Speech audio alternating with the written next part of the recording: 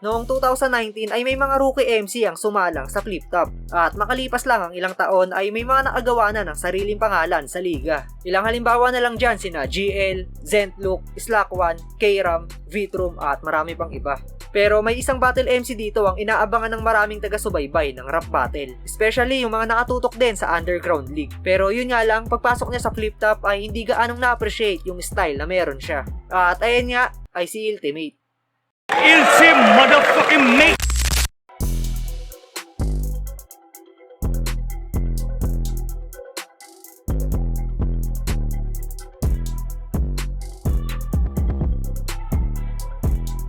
Alam ko marami na ang nakakakilala sa kanya noon pa, pero para sa mga hindi pa, alam nyo ba na isa si Ultimate sa mga halimaw lumetra o bumatel sa mga underground league katulad ng World War, Tites at Rap Lines. May mga nagsasabi pa nga na may pagka-modern balakid yung sulatan niya, which is pwede naman dahil matalino at mahusay talaga itong si Ultimate. Sa tingin ko nga may islat na talaga siya sa Flip Top, kumbaga pang formality na lang yung pagsalang niya sa tryouts. Dahil maski yung mga MC na nasa Flip Top na ay alam yung kalidad niya at malamang nakarating din yon kay Boss Enigma. At ang pangit ng face mo si Mactol. Ikay malabong sumaya kahit feeling betong si Ratsol. Ikay malabong sumaya kahit feeling betong si Ratsol. Ikay mag-iintab, tol. Pagdating ilalampasuhin si Swift na rin to. Magiging sahig ko. Kasi mababa karat. Manipis na ginto na iinis na rin to. Sa mga rimo, imbong-imbong mga linya baon mong bara. Tila ginto ka so di makita. Yamashita. Oh. Teka, Yamashita, karat, ginto, Benggang Olats, walang ligtas sa aking tema at obra na matikas. Naka-receive ka ng golden punch. Ako'y dilahoyang nakamidas. May ako maripas na poor baby.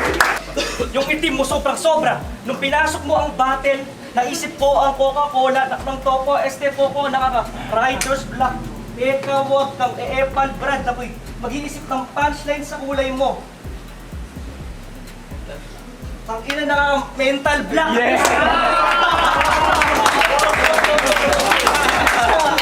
Pero mabalik nga tayo sa sinabi ko kanina na hindi gaanong na-appreciate ng crowd si Ultimate. At base sa mga komento patungkol sa kanya, ang pinakadahilan ay kung papaano siya mag-deliver ng linya. Masyado raw kasing matamlay o malamya. Tama naman yung mga nagsasabi nun, pero dito na kasi papasok yung karakter na tinatawag. Imagine natin na ang pag-deliver ng lines ni Ultimate ay sobrang agresibo. Diba parang hindi pa rin naman bagay sa kanya? Syempre, ang magiging komento naman sa kanya ay OA mag-deliver. Sa madaling salita, may iba't ibang style kasi ang babagay sa bawat battle MC. Halimbawa si Vitrum, tugma sa kanya yung nabuo niyang karakter na bully o kupal on stage. Si JD, sakto rin sa kanya yung pagiging agresibo niya sa kada battle. Parang ganun din yung kay Ultimate, kalmado lang sa pagbitaw pero pang diinan yung sulatan. Tsaka bago pa kasi siya makapasok ng liga ay may nabuo na siyang karakter at yun yung sinubukan niyang gamitin sa Flip Top dahil naging epektibo yon sa mga liga na pinagmulan niya. At malamang alam naman na ni Il kung ano yung dapat niyang gawin dahil kita naman sa mga nagdaang battles niya na sumusubok na siya ng ibang atake. Kaya sana sa susunod na sampan ni Ultimate sa rap battle mapa-flip top man yan o ibang liga ay mas ma-appreciate natin yung estilo niya. Dahil dagdag kulay yan sa rap battle mga tol at ganun din sa iba pang MC na sumusubok gumawa ng kakaibang karakter. Pasensya sa pagkablangko at delivering mahina. Ako'y babawi sa tao, pati na rin sa liga. Mananatili lang nagwapo sa mga ipapakita. At G-up mo lang ang dismayado kasi di ko siya tinira. Ika'y nabisto na baklita sa laban mo kay JD, sa video makikita. Hinawakan ka man! Pero siya ay mute. Nagpa-cute face, bitch. Hinarap ka sa cam. Pwes ito yung spoon, taste it with the truth. Naked na nagpahawak lang ang junior. Uy, gay shit. Di na uso peace, boy. Gunting na.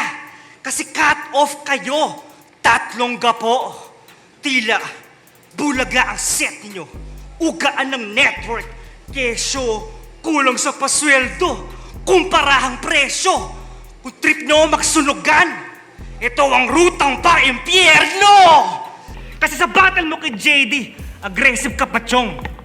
Sabi niya, personals, puta, walang ganon. Eto ako sa harap mo, pati mo ako personal ngayon.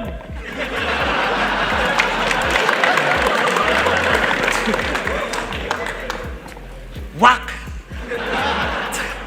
Pero kung nag-gets mo mga topic, sa perso ko ginamit, personality mong pangit at personal mong mga gamit.